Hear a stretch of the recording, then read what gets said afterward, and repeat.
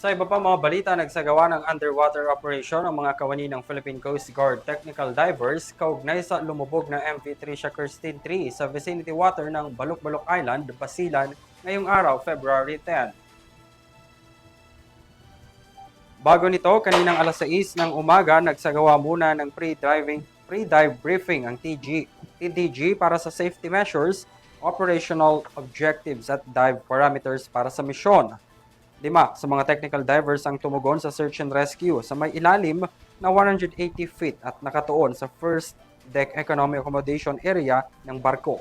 Dito na-recover ang 5 pang cadavers sa katawan ng mga nawawala pa. Kagad na ibinahe ang mga katawan sa Zamboanga City Port para makilala ng kani-kanilang mga pamilya. Tuloy-tuloy pa rin sa ngayon ang underwater operations ng PCG para mahanap pa ang iba pang nawawala. As of February 10, pumalo na sa 51 ang nasawi sa paglubog ng MV Kirstine 3.